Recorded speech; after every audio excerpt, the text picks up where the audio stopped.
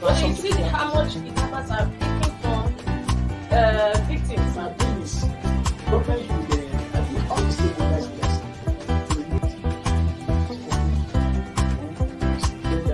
get that, and I think we get that.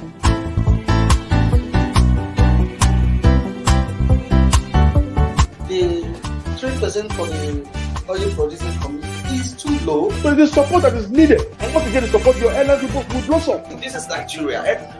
You need to give people sense of belonging.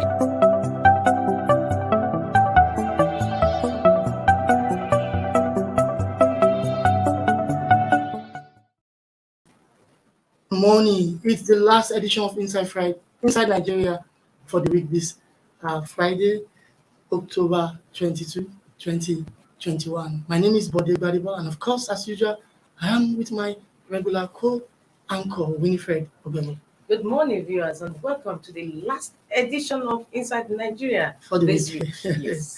Thank you very much, Winifred. We have a lot of things to do today, as usual. Apart from our first segment of newspaper review, we shall also go back to look at the NSAS memorial, the law, police, and the protest.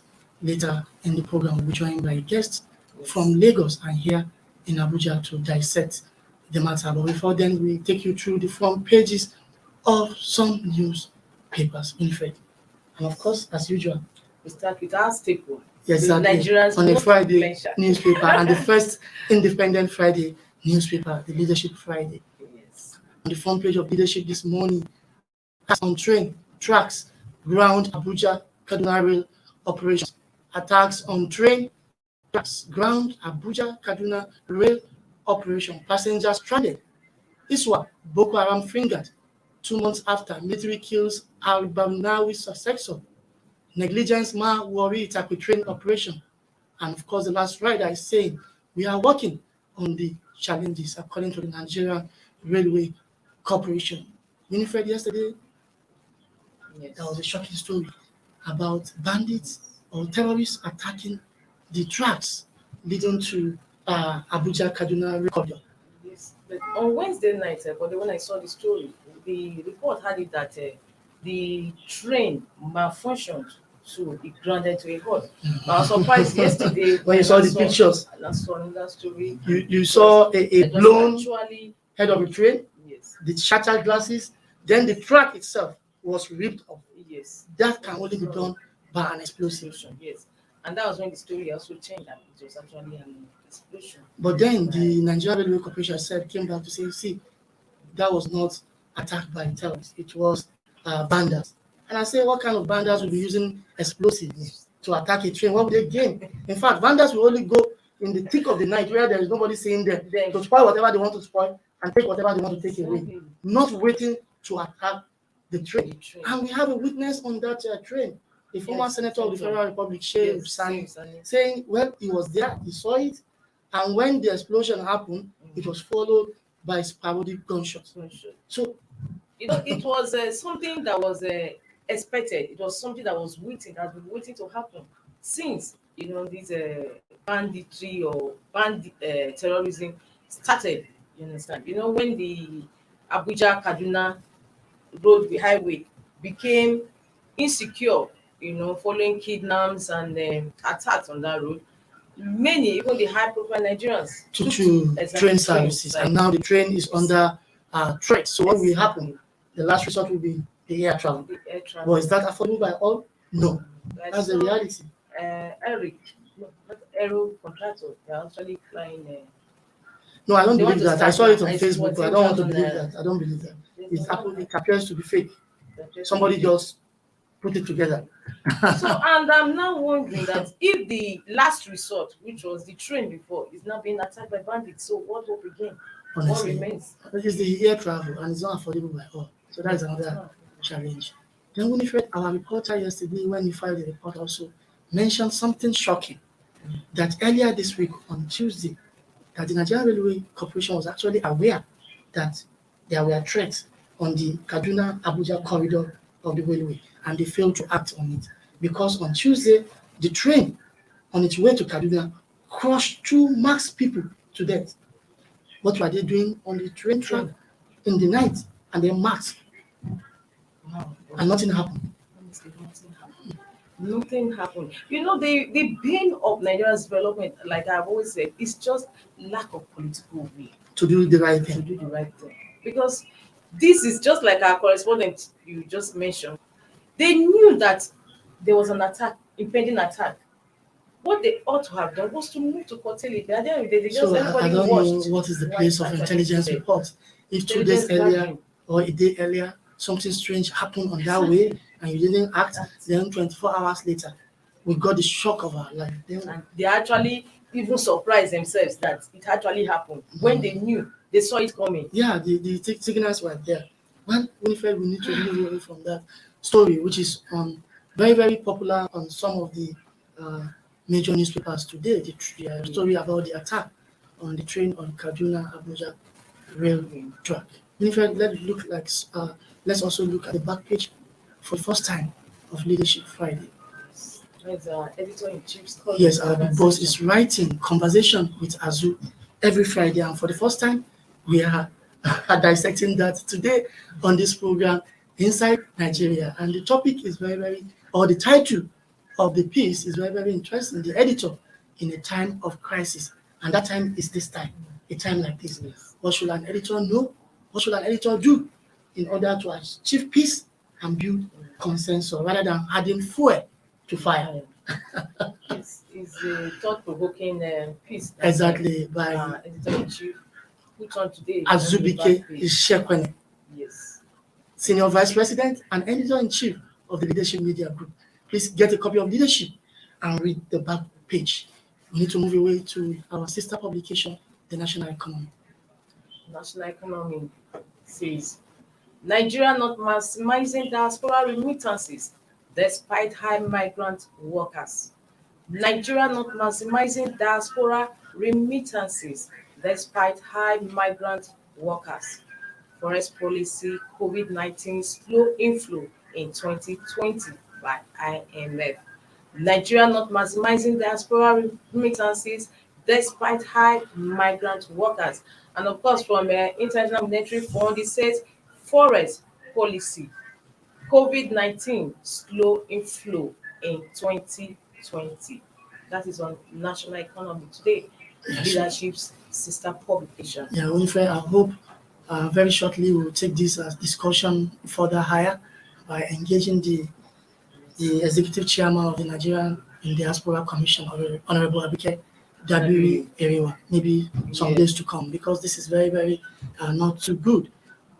We have about $34 billion average, on the average, annual remittances from Nigerians in diaspora. Yes, and you know that we have a large number of Nigerians outside the shores of Scattered, doing well. Yes, doing well. Most of them are professional workers. Like we saw the other day, we saw some medical doctors filing up to go to Saudi Arabia to apply their trade. Exactly. So we have so many I don't professionals know outside the what shores else of the we country. need not to be maximizing this money that we can use for national development here at home. But then the International Monetary Fund, IMF, is already telling us, well, for 2020, this is the reason why the remittances we are very, very low.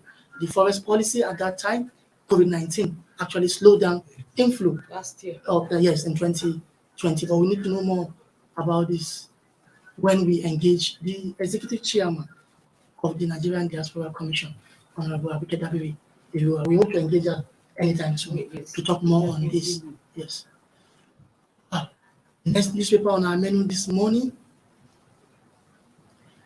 THISDAY, and of course on the front page of THISDAY this morning, Buhari, under no circumstances will Anambra election be disrupted. Under no circumstances will Anambra election be disrupted, according to President Muhammadu Buhari. He already directed military, other security agencies to use overwhelming force, if necessary, to protect peaceful poll. Says non-state actors won't be allowed to disrupt electoral process. Nigerian forces kill al-Banawi's successor 2 months after the death of ISWAP leader al-Banawi himself. Well, we've discussed this. That last rider also we appeared on leadership. Yes, but Anambra election is something of interest to many discerning and patriotic Nigerians. with the kind of carnage, crisis, violence going on in Anambra, that election slated for November 6th is actually under threat. But now President Buhari is issuing a riot act to security agencies to make sure that at all costs the election is held. Right, Winifred? Yes, the election is just about 2 weeks away. Should we talk about the election itself or about security of life and property? And we've already discussed the Anambra election code pending Earlier, yes. earlier, that there was no need to call for State of emergency. in the state, and that given the fact that the election is just an isolated one, just only in the Anambra state, the federal government should use its military might. And that was the to president ensure actually telling them. Exactly. But then heading there to could be consequences. That actually the president is actually doing what is we call on him to do, to use military and security agencies to ensure that the election held instead of collecting. Yeah, but when first there is a consequence, or there could be consequences. You think so? Yes, when you over-militarize the electoral atmosphere, it may scare away voters from coming out to vote. And if they don't come out to vote, there is high level of voter apathy, then the whole process has been defeated. Because this is democracy. It's supposed to be government of the people, by the people, and for the people. So the people are supposed to elect who will be the next Anambra governor. So we don't expect ghosts to come and vote. So when we over-militarize the whole system, then people will not come out to vote. What do we do? But given the scenario Yes, the that we have, circumstance at hand. there's no other way except you want the state of emergency to be declared. But in the absence of that state of emergency, I just think that there's need for security agencies to be present to ensure that the election is fair and we don't have miscreants, trying to disrupt the election. Okay, like for instance, you saw what happened in Edo State. Yes. Security was there quite alright, but we didn't have. There was not this level of carnage and crisis at that time. And there was no political induced crisis. Exactly, it was there, and the security they were there quite all right, but they didn't do.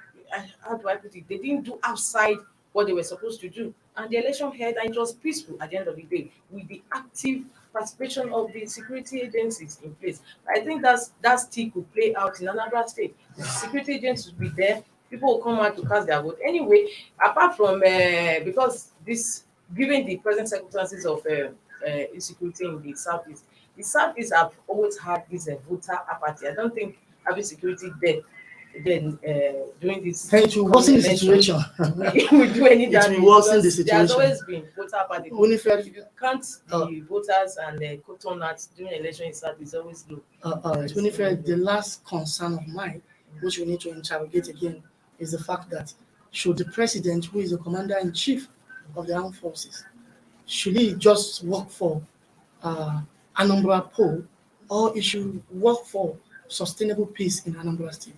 Are we saying we should make sure there is security for November 6th to make sure the election is held, or after November 6th, what happened? There should be lasting peace in Anambra, because the new governor need a peaceful atmosphere to operate, to engender development for the people. So what are we talking about? So I think most of our things are fire brigade approaches. Yes, and the leaders in Anambra and Southeast generally. I think they need to come together to rein in these people, expose them in order to get. I read the report today that the military also killed about 6 IPOB who tried to enforce the sit-at-home order. For what? Why would you enforce it at home? They burned some shops. So the military took that action against them. And this IPOB of a thing is surprising me. You want independence for Biafra people. You still go about killing the same Biafra people, what is fomenting trouble in Biafra land. Then what is the essence of? What is worrisome, body, is that the Southeast is majorly the Igbo. So how can you now insist that there must be sit-at-home order? That are you giving them food? To shop? Are you giving them food? And these are your people. These are your people. Are you feeding them? You claim to be fighting for. So, and you want to starve them? You are disrupting them of their livelihood, of their means of livelihood. Honestly, does it make sense? A lot of things are wrong in this country. It doesn't make sense, but they still need to blame government. They might think about it. I'm like, are these people, are they putting on their thinking cap at all? Are they thinking that because this sit-at-home order is still affecting their own people? They are professing to protect or want to get independence for. But me, I will still blame government. Most of these agitations, unfortunately, as a result of skill development, Apart from that, it's maladministration, injustice, yes, that's what I'm saying, marginalization. discontent. And the same ideas are not sensitive to even get the message, to do the right thing. Something about it, because as if they are lacking in legitimacy. These agitations have never been more vocal as now. Exactly. Look at what happened when we had that story on the subsequent newspapers, the arraignment of Nnamdi Kanu before the court yesterday. We'll talk about that. All right, we're moving to the next. Okay, before we move to the next newspaper, we need to go on a short break. Okay. When we come back, we continue the newspaper review segment. Be with us. We'll be right back.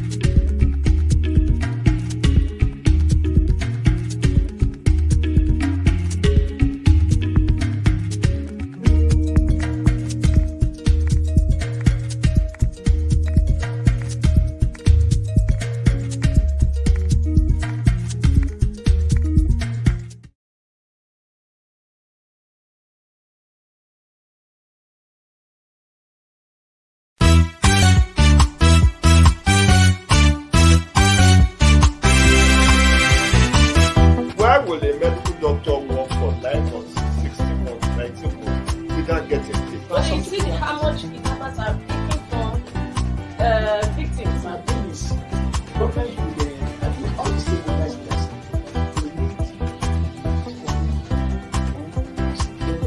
Get that, and I think we get that.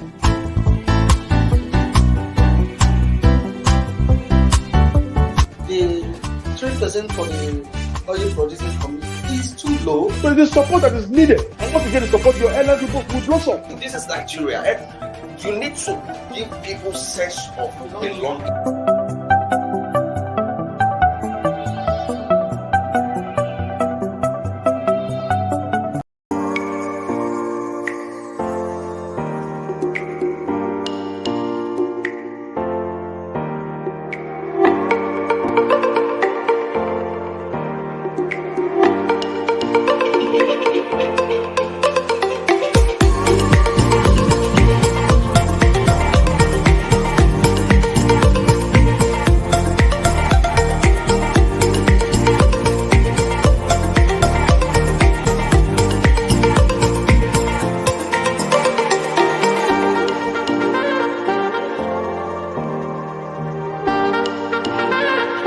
For sponsorship and advert placements, please contact 080-88-6158. Last Word Leadership Podcast Studio. You have the last word.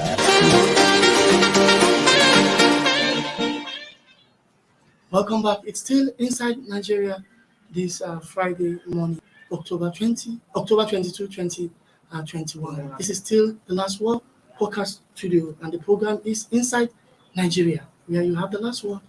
Well, we've dissected earlier the front page of leadership, national economy, and of course, this day.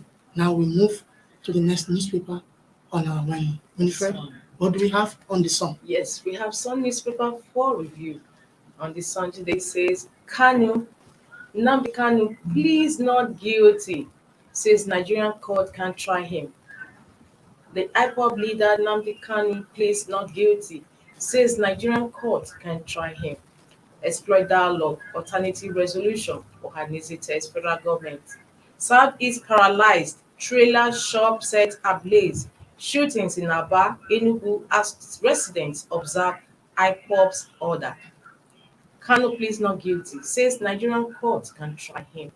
That was yesterday in the court. Yes, and It I was don't understand arraigned. what Nnamdi Kanu is talking about. I know all the allegations against him are crime for which he committed in Nigeria.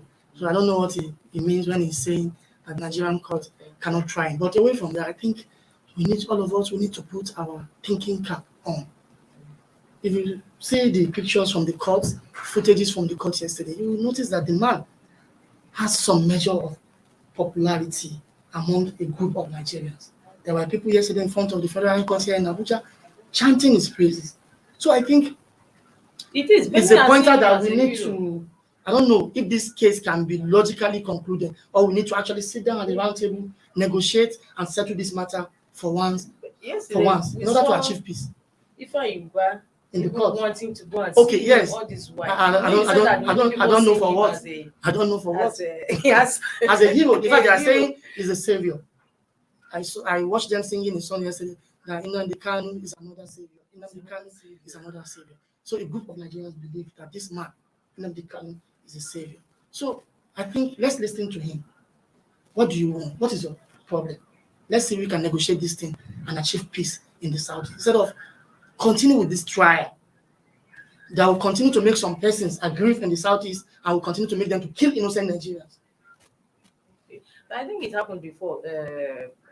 Body. Have you forgotten there was a time he was actually on house arrest, Yes, and you and know how he fled the country up to the beggars. No, he was on bail when he fled the country. He was on Yes. bail. He was originally on trial. It was reported then that army had his house surrounded. But Yes, how they did he? attacked the house. The father is dead. He couldn't come Exactly. for burial. But how manage a house that they killed his father? He was able to flee the country. No, a lot of things are wrong with our security operations at times. They further, make people agree But and to want to foment trouble. why I'm saying this, but is that there were allegations that it could have been a kind of truce between him and the federal government that they allowed him to have escaped. Yeah, I don't believe that. If they allowed him to escape, they won't be looking for him.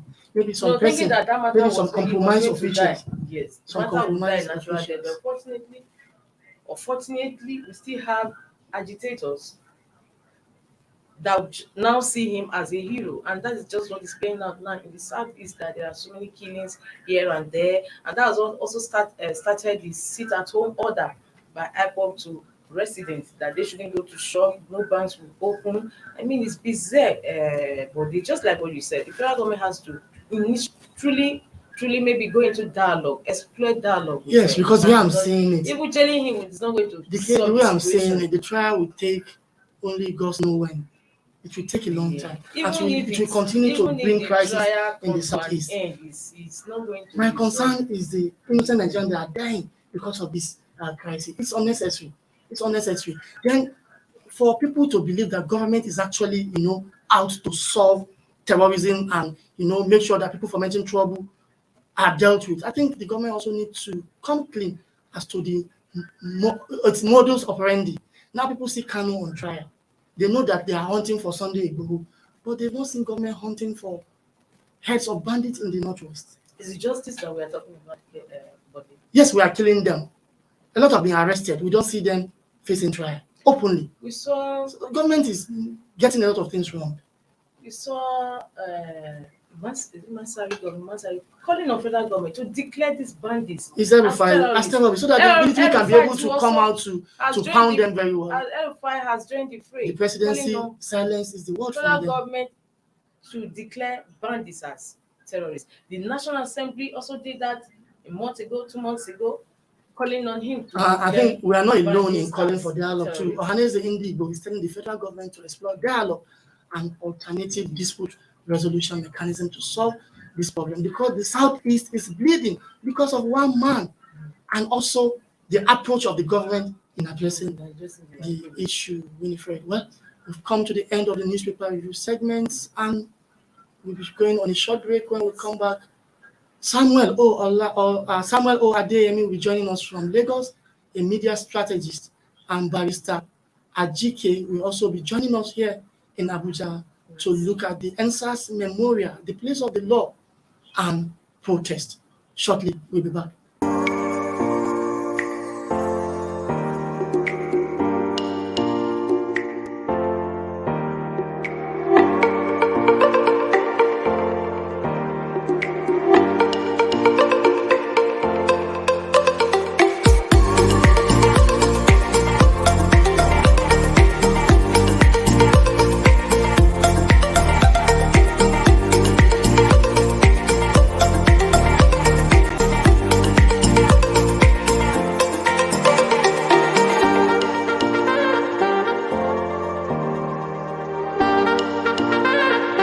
For sponsorship and advert placements, please contact 080-3688-6158. Last Word Leadership Podcast Studio. You have the last word.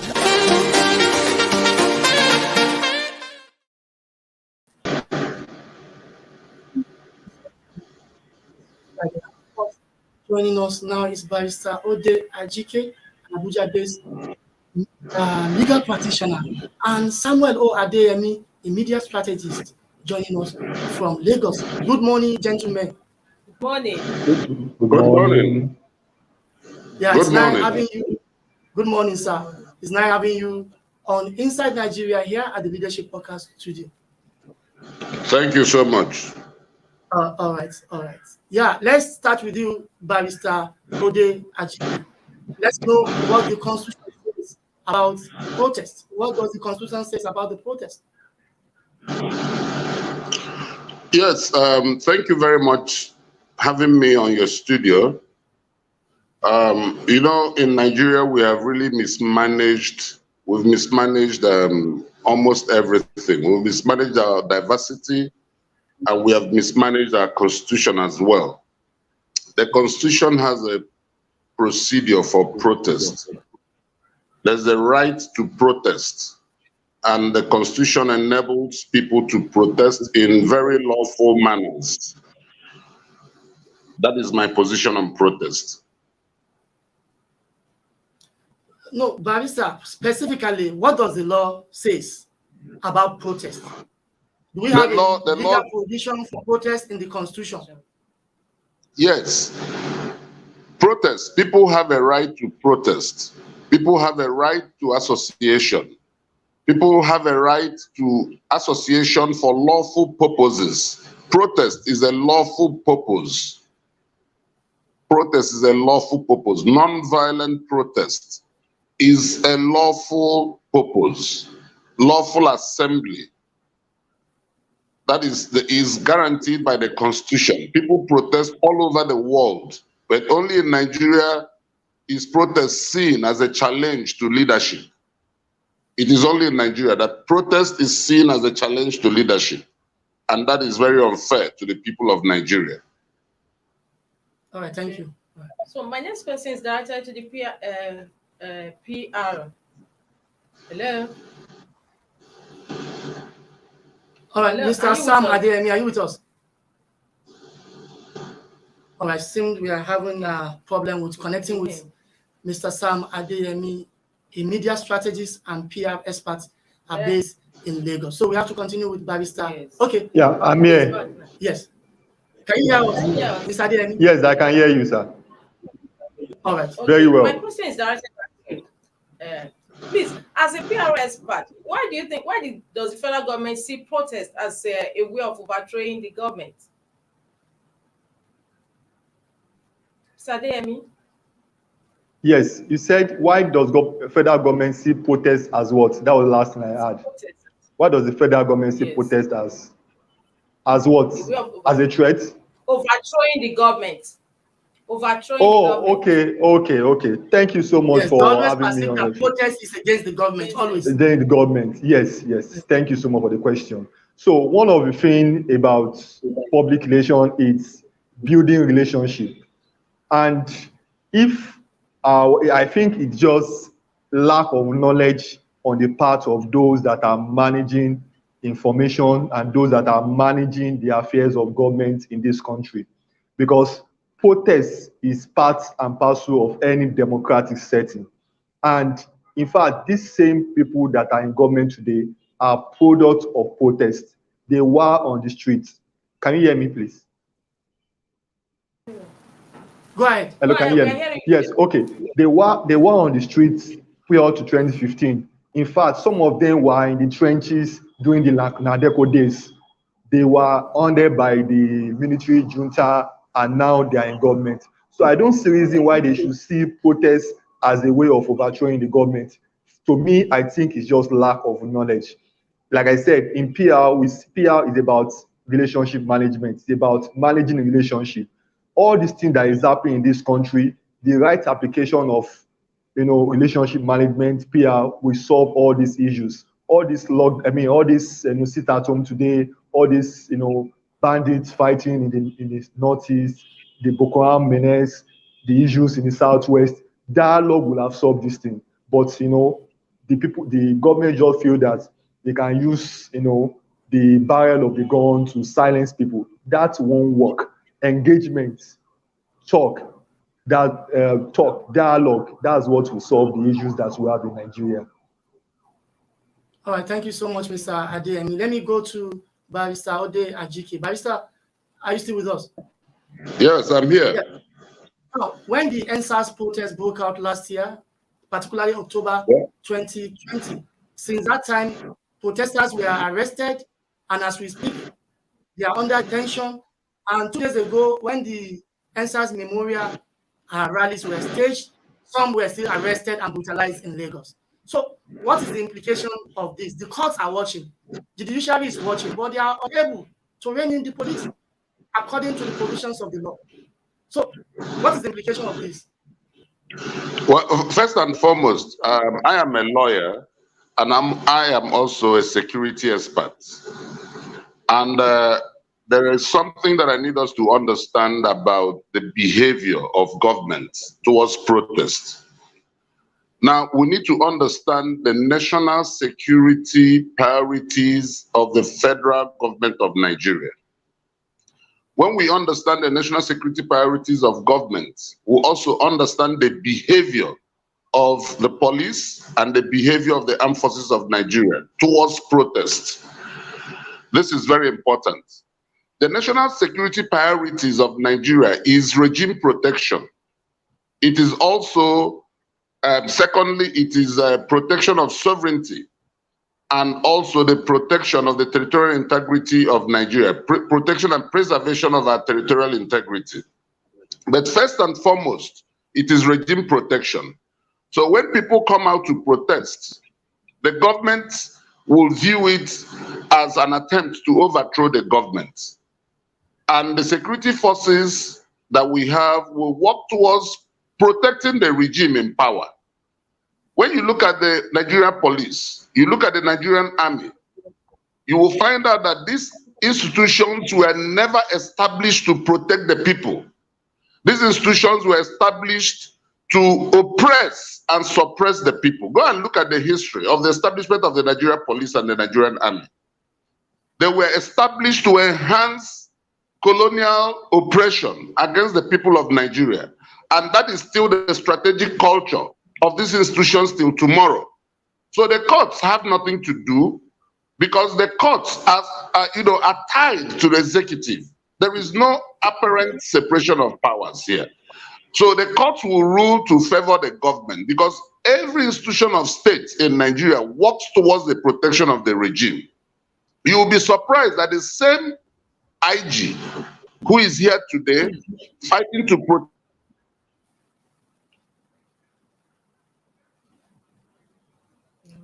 All right. Yes. Experiencing technical hitches. Okay. Since we love connection with Barrister Ode Ajike, all right. What about He will continue with his thoughts when he is able to establish the connection back. Mr. Sam Adeyemi, are you still with us? Yes, I'm here. All right. Okay.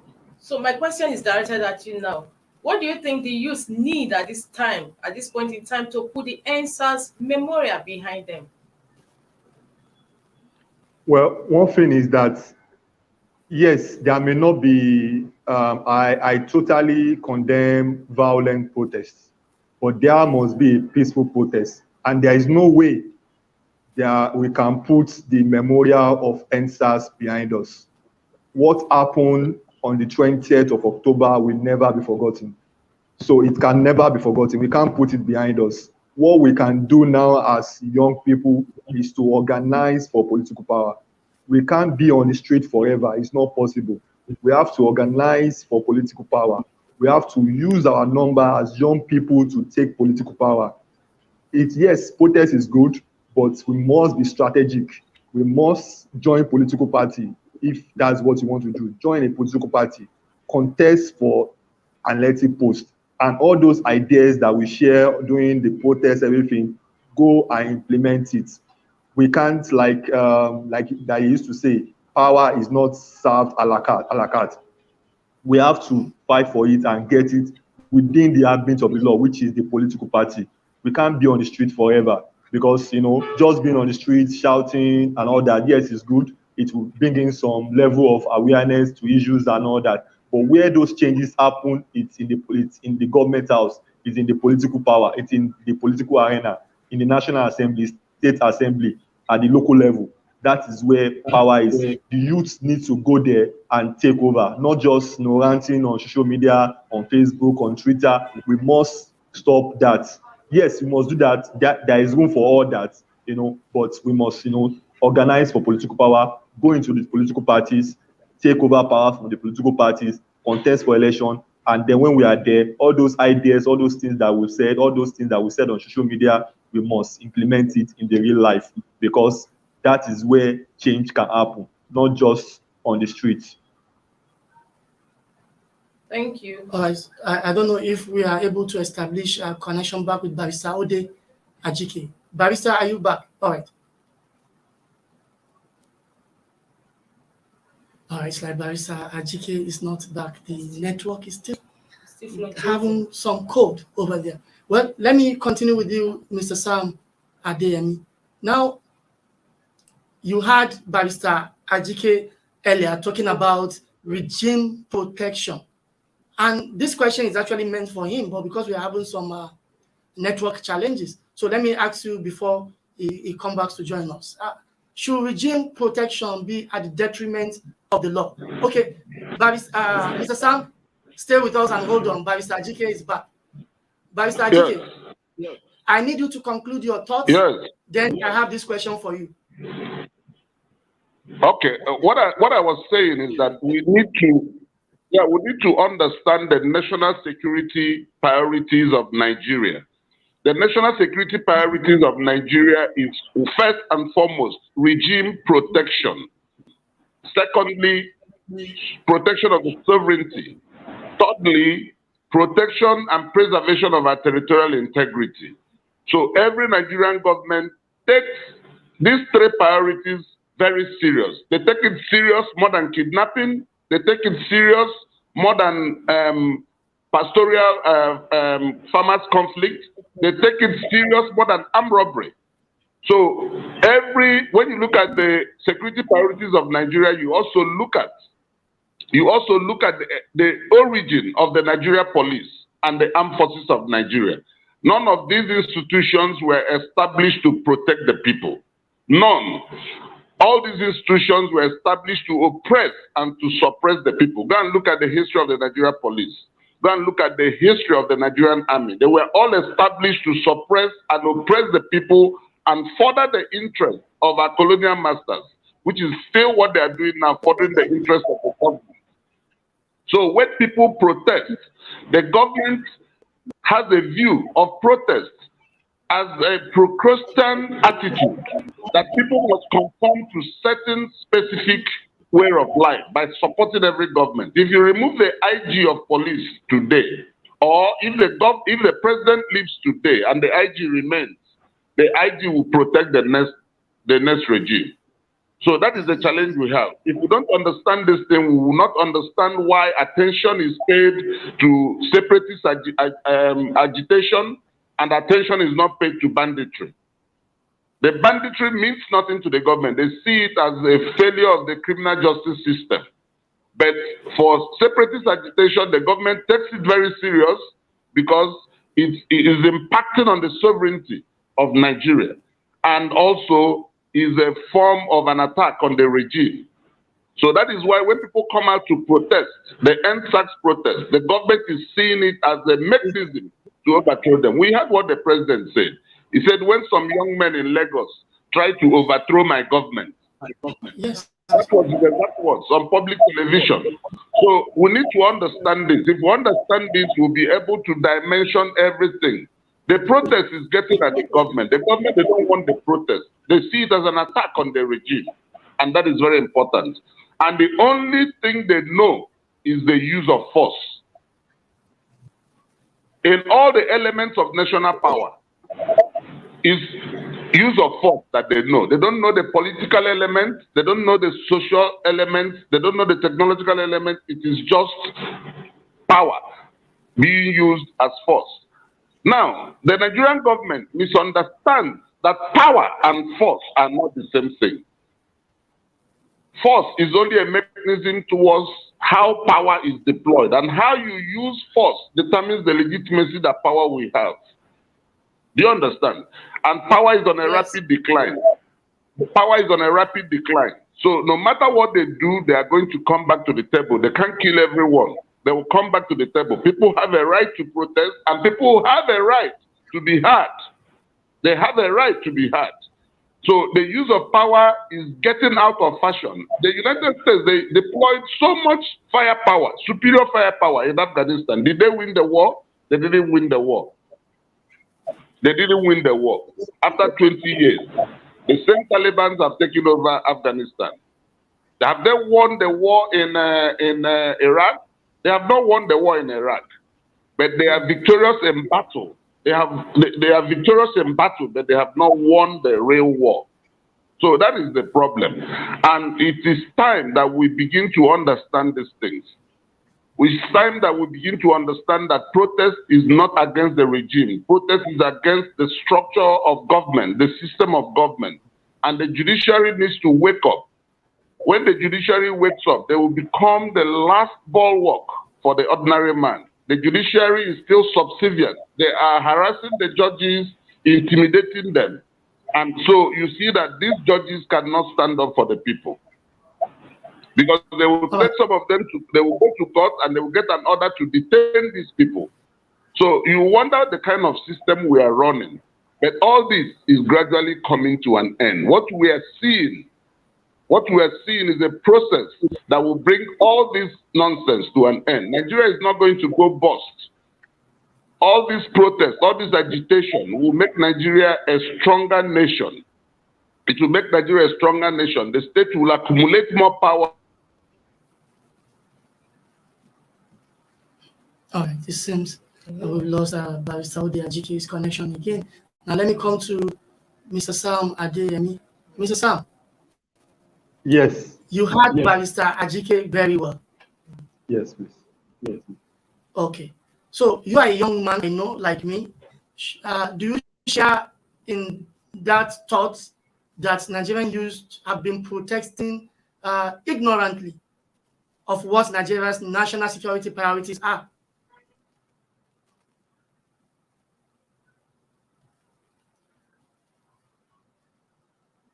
Mr. Adeyemi, can you still hear me? All right. I think the network today is somewhat, but Okay, we were going to ask him the question. yes, whether what we are doing, what Nigerian youth are doing in form of protest have been ignorant so far. Because you heard what Barrister Ode Ajike said. Hello, can you hear me? He said it. All right. Come back. Okay. Go ahead. Yes. Did you hear my question? The network today is somewhat, like I said, I don't know why our guest from Lagos is finding it difficult talking to us. Even the guest in Abuja too is having the same challenges. Barrister, are you on? All right, both of them. Oh, he's back. Yes. Thank you so much. Can you finish your thought process? Have you finished? Yeah, yes, I didn't really say that the Nigerian youths are ignorant. I said we need to understand. The youths need to understand. Why can't we be concerned when people are killed in hundreds, in thousands, all through the north central, the northeast, and the northwest, and the government plays about it, and the government goes to give them money to talk to the bandits. But when people are protesting or agitating in the south, the government takes it more seriously. They will unleash firepower. They will unleash coercion to an extent that people will be shocked if the soldiers or the policemen sent on the streets are Nigerians, paid with taxpayers' money. Yes, when you look at that scenario, that divisional scenario, you will understand what is important to government. What is important to government is that they don't see the bandits.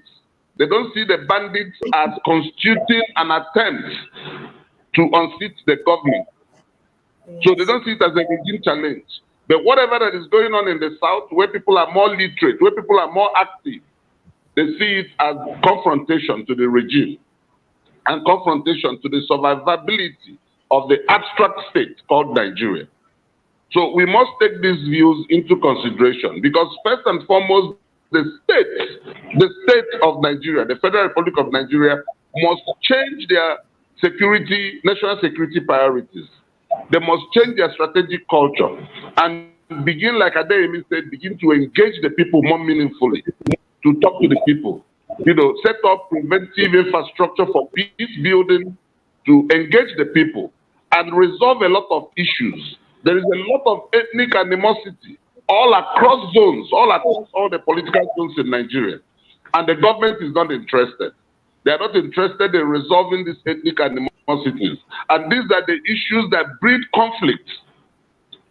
And that is why we have intranational conflict all across all zones in Nigeria. So I believe that the government should step down the use of force and begin to deploy economic, political, and diplomatic elements of national power towards resolving the issues and the challenges that we face today. All right, thank you, America, at the end of the day, went back to the table with the Taliban. Yeah. So why didn't they continue the use of force? Because they found out that force was unnecessary and was not achieving objectives for the United States. They went back to the table to talk with the Taliban. So we should learn from them. We should learn from them. We don't have the kind of technology, we don't have the kind of superior armaments that they have. And yet they went to the table. They went back to the table to talk with the Taliban. So to solve all this and to avoid protests, the Nigerian government, as Adeyemi rightly suggested, should create a peace-building infrastructure all across the zones and begin to engage people. We'll resolve all these things. Nigeria is a great country, and we are moving forward because success is a journey, it's not a destination. So Nigeria is going to get stronger, and weak leadership is going to be eroded in Nigeria. And that is the advantage these protests and agitations are bringing to the table. It's going to erode weak leadership in Nigeria completely, then make the state stronger. The state will accumulate more power, more repressive power, more power to deal with issues. But there must be a change of strategic culture. Yeah, talking about a change of strategy, Barrister, let me ask you the last question before we allow you to go. Mazi Nnamdi Kanu, the leader of the proscribed IPOB, was arraigned in court yesterday, and you saw what happened. So, as a lawyer and security expert, what is your take on Nnamdi Kanu's trial? Can it be logically concluded, or like the Ohanaeze Ndigbo is advocating, the government needs to negotiate in order to achieve sustainable peace in the Southeast? Yes, when you look at the issues Nnamdi Kanu is agitating for, the issues are true. But I'm not saying that everything Nnamdi Kanu has done, everything he's done is right. No. His strategy is also wrong. But the government must first acknowledge responsibility for failure of social contracts. The government must first acknowledge responsibility so that they can bring everybody on the table. They are making Nnamdi Kanu more popular by the day. Look at how he was brought to court yesterday. A lot of criminals will want also to be like lots, driven with convoys, in convoys of armed vehicles. So I believe that the solution will be a diplomatic engagement, through peaceful resolution. Bring these guys, sit down on the table with them, accept responsibility for why the agitation even started. Once you accept agitation responsibility, then things are made easier. Look at President Yar'Adua, may he so rest in peace. He came and he told Nigerians that the election that brought him to office was fraught with irregularities, that he was going to do electoral reforms. That is why Nigerians love him till tomorrow. Look at the United States, 9/11 attack. The President of the United States came and accepted responsibility for failure of intelligence. And the whole America stood behind him. And they went into war. And he told the United States that we know who they are. We know where they are. We are going to find them. But they first acknowledged responsibility for failure of interagency collaboration, failure of intelligence on the part of U.S. security forces. And everybody saw that. So this government must first acknowledge responsibility. Why are people agitating? People are agitating because of failure of social contracts. People are agitating because they are marginalized, because of absence of social justice. And you know that the first victim of injustice is insecurity. Security is the first victim of injustice. Once there is injustice, what will happen first will be a security gap. So they should bring everybody on the table and discuss these issues. We can work around these issues and solve these problems without killing anybody. That is my own position. All right, stay with us. Let's ask Mr. Sam Adeyemi the final question because of the network challenges. I hope you can hear us very well now, Mr. Sam Adeyemi. Yes, I can hear you. Good. You have been following what Barrister Ajike said about government right strategy in addressing issues. Government does not even understand the feeling of its own people in the first place. So your final words about, happenings around protests, government response, and the rest of them. Okay, thank you. Like what Barrister said, it's time for dialogue. It's time for government to stop the show of force. That will not take us anywhere. It's time to dialogue. It's time to understand, listen to the cry of the people, and listen to them implement all the promises that you've given to people, implement it, make it work, instead of this show of force. Show of force will take us nowhere. We must, make sure that this country is better for everybody, so that, no more agitation. Everyone can sleep with two eyes closed, instead of just one eye closed that people have been doing now. So the government should not see protests as a means of overthrowing their government. No, it's a way of us calling attention to the issues in Nigeria. They should see the youth as their children that are crying for attention, and they should give them that attention, listen to them, and do the right thing. All right, thank you so much. Many thanks to Barrister Ode Ajike. Thank you so much. Legal practitioner and security expert, for creating time to join us on Inside Nigeria this morning. We hope to see more of you. Thank you. Thank you. All right. And of course, my friend from Lagos, Samuel Adeyemi, a media strategist and PR expert based in Lagos. Thank you for joining us today, and we hope to see more of you. All right. Thank you to our guests for creating time to join us. It's time to go. Winifred, it has been a wonderful discussion on Inside Nigeria today. And for you viewers, thank you for being with us from the hour of 10 to this moment. Keep a day with us on Monday for a bigger and a fresher edition of Inside Nigeria. From here, I am Winifred. Have a beautiful weekend. See you on Monday. It's bye. Bye-bye. Thank you for watching. For sponsorship and advert placements, please contact 080-3688-6158. Last Word Leadership Podcast Studio. You have the last word.